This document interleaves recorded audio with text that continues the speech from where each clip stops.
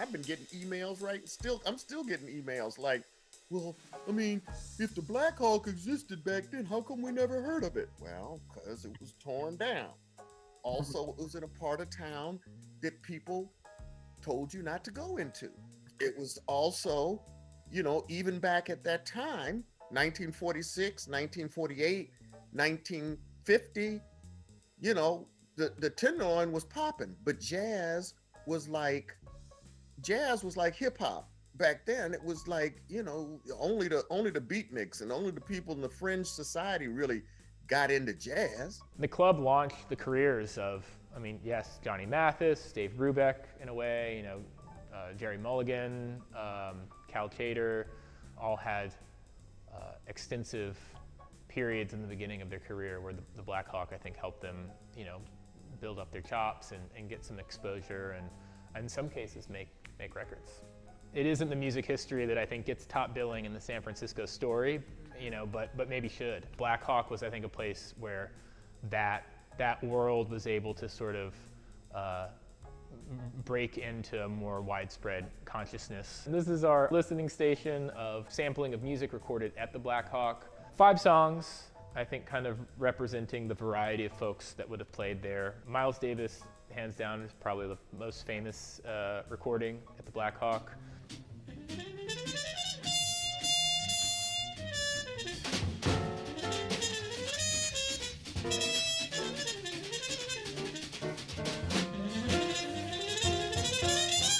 And Thelonious Monk, probably a close second.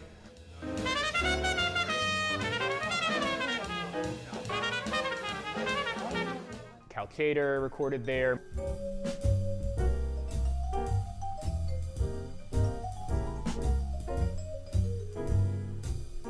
Mongo Santa Maria. My favorite is the Ahmad Jamal record.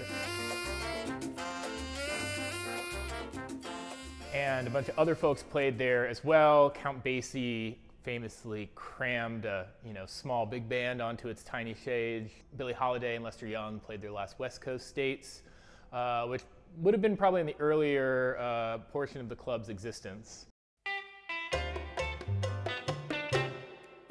Because the Blackhawk was one of the first clubs to introduce Latin jazz to the West Coast. He was the first one. Cal Tjader came through there, Mongo Santa Maria. Everybody, all the Latin jazz people came through the Blackhawk.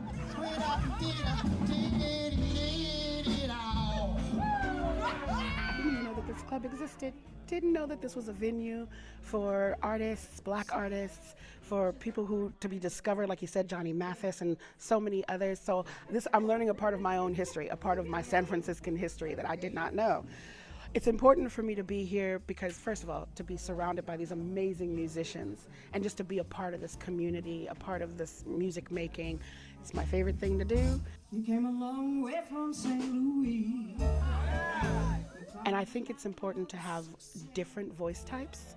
We've got some jazz singer, we've got some blues singers, we've got some cabaret singers, and then you have little old me, the classical singer.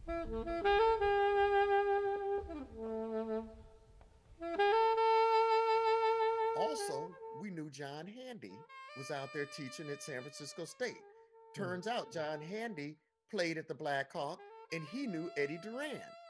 So when we talked to Eddie, he talked to John Handy. John Handy came down and played. When we did the first gig, he played with us. Once people know the history of who you are and where you came from, you take ownership of your neighborhood. You stop just throwing stuff on the ground and walking away. And you start taking a little bit more ownership. This club got, I think, a reputation for having good music, having a relatively open door policy. I think musicians appreciated the kind of hands-off approach to their performances. It became one of the more famous venues in the city. And then you go and you look it up and you see how the club looked and you realize that it was a neighborhood club. Yeah. It literally was a hole in the wall, and all these guys would go play at the top of the mark at the Fairmont and all that kind of stuff. But when they got done, they were at the Blackhawk party until 4 or 5 in the morning. You got to remember, they appealed to the youth. They did not exclude youth. They typified San Francisco. You know, it was they had like several raids. The police raided them, and they, you know, everybody was trying to shut them down. And they said, "Oh, so the problem is kids are mixing with adults, and there's adult beverages. Okay, we'll fix that."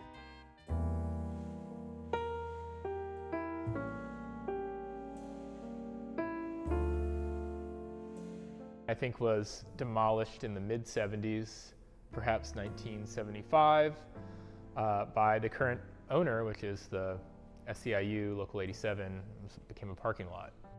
This is something that examples what the Tenderloin really was and what the magnificence of this history really did produce, and why it's important for people to understand, be a part of, and engage.